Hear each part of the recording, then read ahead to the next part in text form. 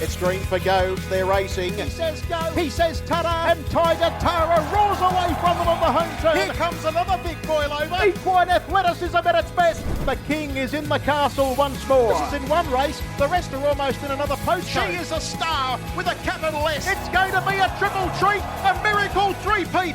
Ladies and gentlemen, you have witnessed history here at Menangle. What about that? It's getting right up on the sprint lane and it's going to bolt in. Hello and welcome back to the Menangle Angle. My name's Jessica Watkins and joining me is our General Manager for Racing Operations, David Wonson. And Wono, the weather here in Sydney this past week has been unpredictable to say the least. I think it was boiling hot yesterday, and then by the time the final trials were supposed to be run, the thunder and lightning had rolled in. What about the wind? It was enough to blow a wig off a man. It was everywhere. Yeah, some of the vision we've seen on the news was incredible. You just wouldn't believe how much it can change. And then by the afternoon, it's fine again. Sunshine again, hot. Yeah. And I think that's a pattern for the next couple of weeks. So hopefully it just doesn't happen on a race day. Exactly. We'll be hoping that it steers clear of our Monday and Saturday night race meetings. And speaking of our Saturday nights card, we have 8 races coming up from Club Menangle. And this is a really exciting one for the club here because there are a number of legends being honoured this Saturday night with races named after them. I speak, of course, of race 2. We've got the bestinbeds.com.au Brian Hancock Free-for-All. Race 4 is then the Success Stud Teeny Stakes, and the feature event on the card, race 5, it's the Rod and Fran Fitzpatrick Tatlow Stakes at listed classic level. And as I mentioned, it's great to see those legends honoured here by the club, isn't it, Wono? Yeah, it is a nice touch. Brian's been here the last few years. I'm not sure if he can make it this Saturday, but I think it's a nice touch that the club have been able to put the Brian Hancock and the Teeny on the one night because, I don't know if Brian will listen to the show, but I've got to say, without Teeny, there mightn't be the legend that we have with Brian Hancock because she was just such a fantastic mare for him. And he said that many times, like, Inter Dominion winners, Miracle Mile winners. So, yeah, is there a Brian Hancock without a Teeny? Maybe, maybe not, but I know how influential she was on his career. And also the Rod and Fran Fitzpatrick. We know that Rod and Fran's son Scott will be here representing the family and along with the extended family as well. And Blake also lines up a 2-year-old in that race, drawn barrier 1 there for Zara to take the reins. And I'm sure that would be a very special win if This Is Heaven was able to get the job done. Yeah, it'd be a magic touch on the night, wouldn't it? I'm pretty sure it'd be pretty emotional scenes out there, especially with Zara. She's an emotional young lady and just with a smile on her face the whole time. And I don't think you'd be able to wipe it off if she was able to salute in this race. We have an action-packed show coming up. We're going to be speaking with Will Rixon, who has a very good book of drives coming up this Saturday. So we'll hear his thoughts on each of his runners, and then we'll also chat with him about where he's been travelling lately, because he has been driving here, there and everywhere. And then Wono and I will get stuck into our best bets for the night. So lots to get through. Let's get stuck straight into it. Well, joining us on the Menangle Angle today is Will Rixon, a long-time friend of the show. How are you today, Will? Good, thanks, Jess. How are you? Good, thank you. Good afternoon, Will. I know it's a little bit late, but it's always good to have you on your show because your form's pretty good and you've been a wanted man this week, so it'll be very interesting on some of your decisions with these drives because you had a lot of quality drives this Saturday night and you've had to narrow it down to one. So we'll be looking forward to some of your expertise selections. Yeah, thanks for having me on, Wono. I don't know about the form being good. This week hasn't been all that great, so you mustn't have been watching very much, but hopefully we can finish off the week strong. Hey, mate, I understand that as an elite sportsman. I couldn't go and get 100 every time I batted, so I had to settle for 60s and 70s occasionally. But anyway, so I know your thoughts there and how you feel. I'm glad you do. Will, before we get stuck into your drives this Saturday night, you won 2 Group 1s on New South Wales Breeders' Challenge night. That was back there on the last Saturday in October. But since then, you have been covering plenty of miles. And I know as someone that always wanted to drive, you always wanted to be a driver from when you were a very young kid. You must get to pinch yourself at the opportunities. I know you were over there driving in New Zealand on Cup Day, down driving Max Delight in the Bidgie, and then up at Albion Park, you took out the $125,000 yearling sales final. You must have been loving this past month. Yeah, absolutely, Jess. It's been pretty full on, to be honest, and it happened so pretty quickly. Even just this year itself, I can't believe we're nearly in December. It's just been a really busy year. I've done a lot of travelling, which has been great, and had some really good opportunities on great horses this year, which has been a bit of a pinch me moment, really. Grow up idolising good horses and good trainers and drivers, and you just hope one day that you can get there. So we just got to hopefully keep the ball rolling. Would be nice. It'd be good to finish the year off strong and have a little bit of luck again next year. But the way this year's gone, it's definitely been really rewarding. That's for sure. Well, you mentioned about years going quick. Wait till you get into your early 40s like me, and the years seem to just get faster and faster. So, and the rest. Yes. Anyway, well, on a serious note, you've done plenty of frequent flyers. Are you a good traveller in the plane? There's plenty of people that aren't. Like, they get a little bit nervous jumping on the planes. I know there's a lot of waiting around sometimes, especially domestic. Planes are delayed and whatnot. And with the weather it is at the moment, storms. Are you a pretty good traveller? Yeah, if I had a bit shorter legs, I reckon I'd be able to be. Oh yes, of course. Traveller. But if I can get an exit row seat, don't mind the plane rides as much. The trips to Perth early in the year took a bit out of me. That was a lot further than I thought, and the time difference and everything else. But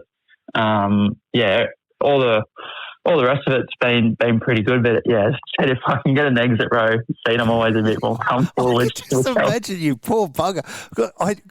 I'm not as tall as you, of course, but if you get in the wrong you get in that wrong lane, it can be a long trip, can't it? Well, with your legs tucked up under your knees, mate. You're driving that good. I'm pretty sure you can demand business class anyway. Now, I think you should put your price up.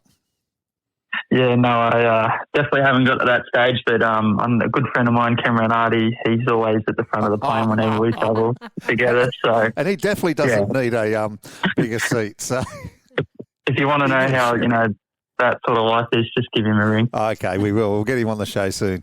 That'd be good. Will, another really exciting race that you got to take part in was over there in New Zealand during Cup Week on the Thursday at Ashburton.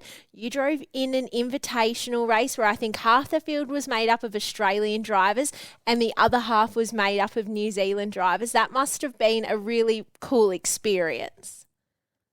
Yeah, it was like a different sort of experience. You can watch races over there, but you don't really tell how different it is till you're actually out there. The way they pretty well do everything, they warm up in all different ways, and they sort of just little things like circling right behind the mobile instead of a bit of a gap from it like here, and everything's just quite different. So it was a pretty cool experience. So if the weather was a bit nicer, it would have been probably a touch more enjoyable. But it's pretty cool to say that you've even driven in another country. So.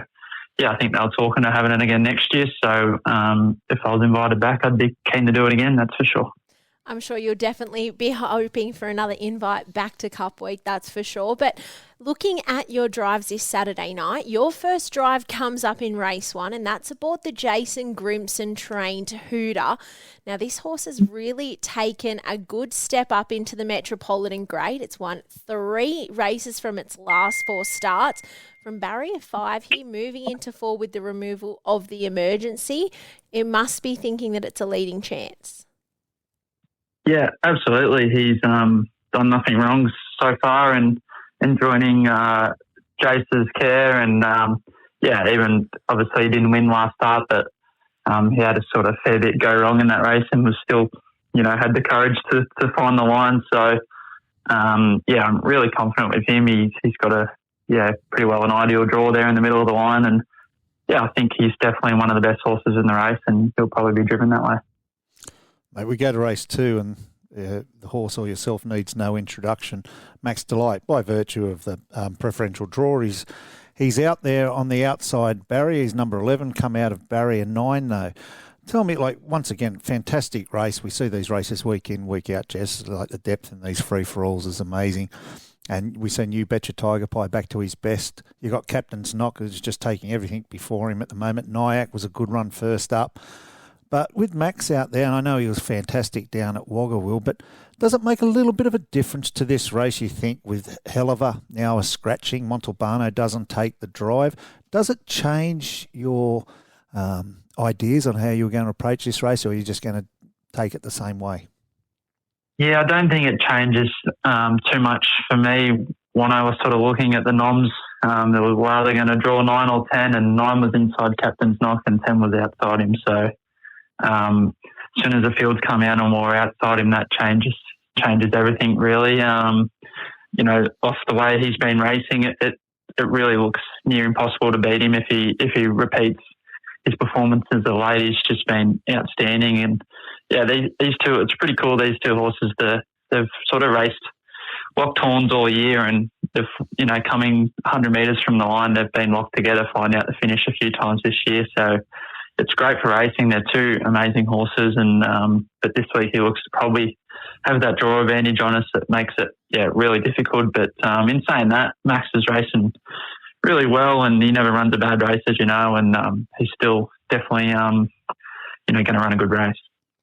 In the third race, you'll take the drive on Mickey Cohen, another runner from the Jason Grimson barn. And this horse last started back in October down there on Victoria Cup night, where he ran second in a national rating up to 90 event.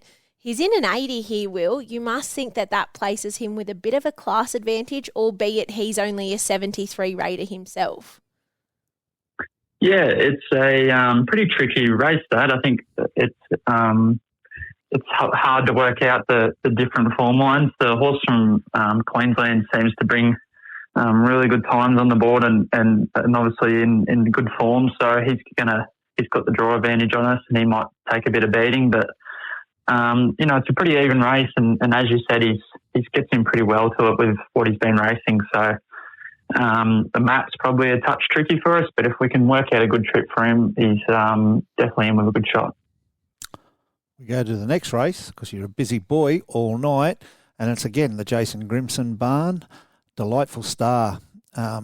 She's a really nice mare, this mare, Will. But there's a lot of good form in the Teeny Stakes. There's a lot of last start winners, and horses got plenty of good form around. This won't be an easy assignment.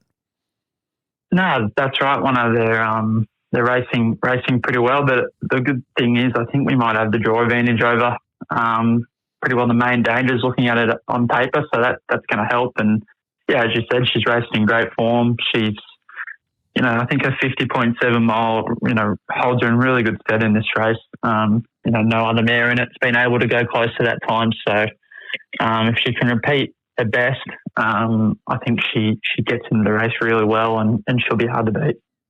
We then head across to race 6, which is a race for the 3-year-olds over the mile. Cynical for David Thorne has come up with barrier 2 here. He's been victorious at his last 3 outings, all at Menangle as well, and he looks to be a very classy horse, Will. Yeah, he feels that way too, Jess. He's always showed a lot of promise. Luckily he's been in the right hands with David and Nicola Thorne. They've been really patient with him, always showed good ability, but they've given him the time he needed, and it's been a bit of a work in progress again this time in, but Thorny and I worked pretty hard with changing gear and different things with him to try and get him comfortable, and we knew once we sort of got him right, he was going to string a few together. He's just got a lot of upside, so it's been pretty rewarding to see him race the way he has been, and it's another step up for him again Saturday night, but he gives me the impression that he's going to be up for it. Mate, we go past race 7, which has got the Locomotive, which is great to see he's back here, Jess. We go to race 8, and it's either a Grimson or Thorne stable you're driving for this week. But you've got plenty of leading chance, and this horse is another leading chance. Let's Turn It On. Barrier 2, an even field. It's the second division of the 80, but by virtue of the barrier draw, Let's Turn It On, I think he could be turning some heads once he gets close to the line. He's a definite chance in this one, isn't he? Yeah, absolutely. His recent form's been really good, and I think if he runs up to he's run his last 2 starts, he's going to be take a little bit of beating, and I think the draw's ideal. We don't normally sort of burn him off early, so yeah, I'm pretty happy to draw 2 and not even 1. So it just gives us all the options early to see what way we want to play it. So yeah, I'm pretty confident with his chances too if he can back up his run from last week. Will, for any punters that are listening and are hoping to follow your book of drives on Saturday night, who would you say is your leading chance? Well, this is a hard one, Will, because you've got a lot of leading chances here. I think to pick one out is a pretty good guideline for anyone wanting to bet. Yeah, well, I'm thinking of picking my least. The one I'm thinking least You're of. jinxing yourself. Reverse psychology. They've been way off lately. I went on the radio yesterday and that had a pretty bad night last night. So, no, in all seriousness, I think Hooter can start the night off really well. Really impressed with him, and I just think everything works out well in that race for him to have every opportunity. So, I think we can start the night off well, which would be nice, and I think Hooter looks nearly the best of them. No doubt you'll be hoping to kick off the night with a winner, and then they can continue to roll on right throughout the card. Will, it's been great to have you on the Menangle Angle today. Thank you so much for joining us, and best of luck this Saturday night here at Club Menangle. No worries, anytime. Thanks, Jess and Wono. Gamble responsibly. Chances are you're about to lose. For free and confidential support, call 1-800-858-858 or visit gamblinghelponline.org.au. Wono, who's your best of the card? I'm just going straight to the top race. Race 1, number 5, Hooter. Jason Grimson, Will Rixon. He's given us a pretty good guide on some of these horses, but he really liked Hooter. So did I before it, but listening to him talk, I even like it better now. So straight up, race 1, number 5, Hooter. I'm going in the Tatlow Stakes here. I'm going race 5, number 5, Lexi for Bernie Hewitt. This horse last time out ran 3rd in the Breeders' Challenge Colts and Geldings final. That was at Group 1 level. And he also trialled up there at Bathurst on Monday night. So I think he's ready to fire in the Tatlow Stakes here. And I'll be hoping that he can add this listed classic event to his resume. Yeah, he's had a pretty busy season, 11 starts, 3 wins, 4 seconds, 3 thirds. He's had a great season, 60, 70,000 odd. So he's definitely got the miles in his legs for this race. And Bernie's had a pretty good run the last few months, so it'd be pretty hard to beat, I reckon.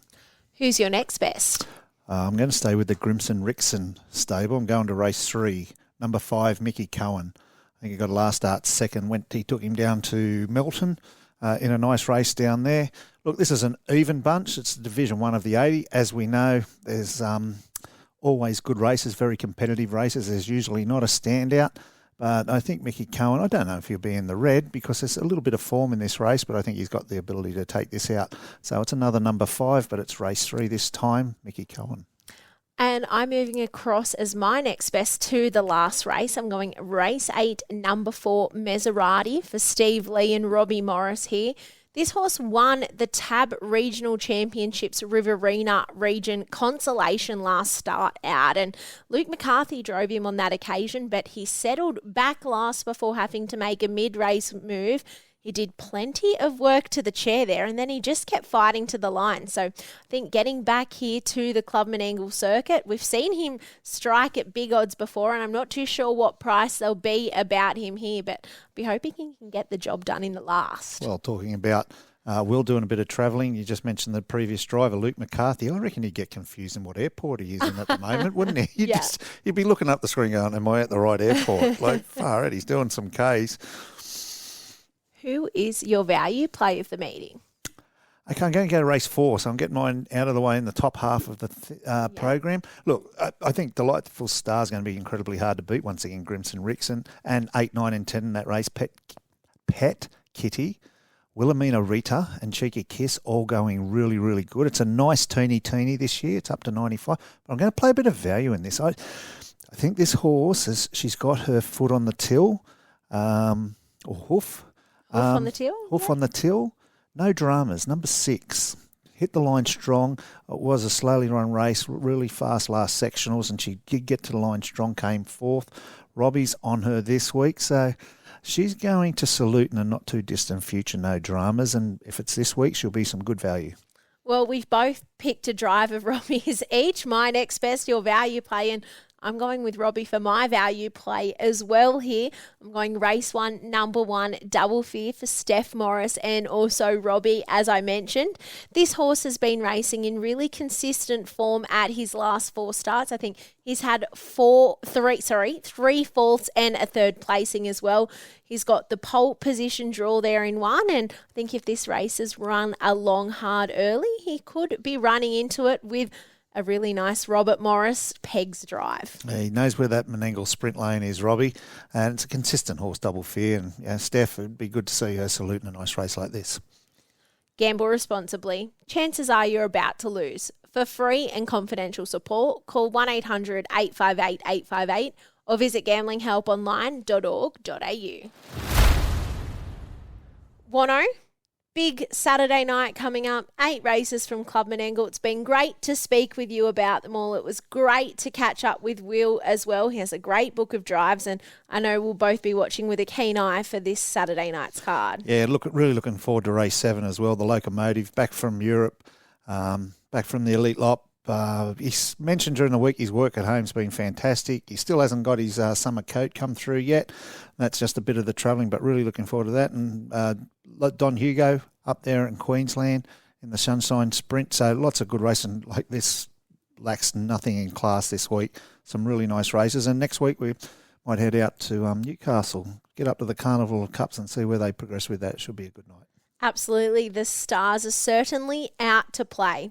Thank you so much for joining us on the Menangle Angle. We'll catch you again next Thursday from wherever you listen to your podcasts.